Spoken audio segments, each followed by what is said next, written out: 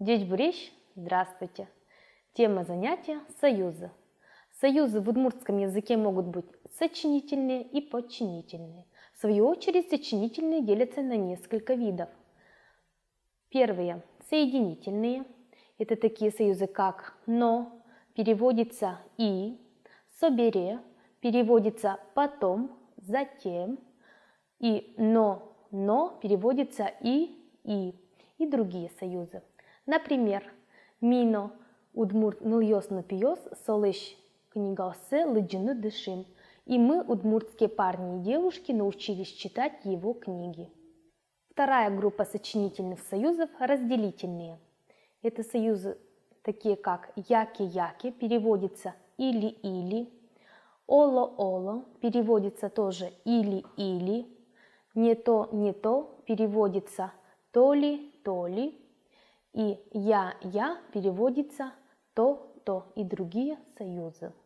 Например, «Пужиньёслен уваясы баргычлымы просно, яки лельмыт, яки напчагыр тусьёсын вышьяшко». И снежинки на сосновых ветках переливаются или розовыми, или темно-голубыми оттенками. Третья группа сочинительных союзов – противительные. Это союзы «нож», переводится «но», «однако». Союз «а» переводится также «а». Союз «но» переводится «но». И союз «а-то» также переводится «а-то». Например, «Шундук пыжни, но шунете званна». Солнце уже не печет, но еще греет. Подчинительные союзы тоже делятся на несколько видов. Первый вид – подчинительные союзы времени. Это союзы куке, когда, тогда, бере, после того как, и дырья, когда, пока и другие. Например, Арлен Куцконазик дышечки щеслы и вортишко куно кыче писателен творчество зя, орчитому зачет йос. Уже в начале учебного года я сообщаю учащимся, когда и по творчеству, как и писателей, проведем зачеты. Вторая группа подчинительных союзов – условные. Это союзы ке, бере, дырья, все переводятся «если». Например, «Соке айлусал, эйтет марми ужасамы наштиен».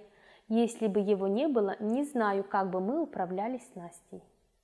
Третья группа подчинительных союзов – это причины.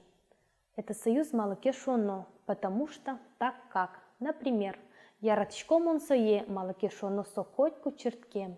Мне она нравится, потому что она всегда резвая. Четвертая группа подчинительных союзов – цели. Это союзы «шуса», переводится «чтобы». Например, «зем щелыкес ажитак пичигес медло шуса, соишо джинарзе вандис». И вправду, чтобы провинности у него стало чуть меньше, он урезал еще полгода.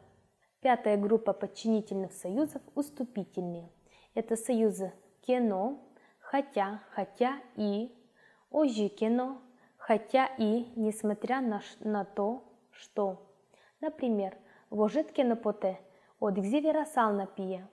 «Хотя ты излишься, я бы еще тебе сказал, сынок». Шестая группа подчинительных союзов – изъяснительные. Это союз «шуса», переводится «что», «будто», «как будто». Например, «Тедио щарис вирашкон лулуку, сомалыке малпавал, сослем вал йо сыно, дишкут сыно, изжо сыно, тедиеш шуса». При разговоре о белых она почему-то полагала, что у них и лошади, и одежда, и шапки белые. Давайте познакомимся с удмуртской семьей. Чтобы создать семью, люди женятся. Куспал-яшко. Семья переводится так же, как и на русском, семья, но ударение падает на последний слог. Семья получается.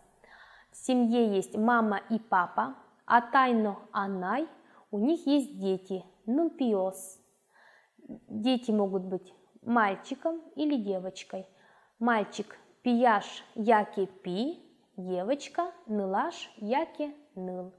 Дедушка и бабушка со стороны папы пещатайно пещанай. Дедушка и бабушка со стороны мамы чужатайно чужанай. тау кылдишкемдылы, жечилбе.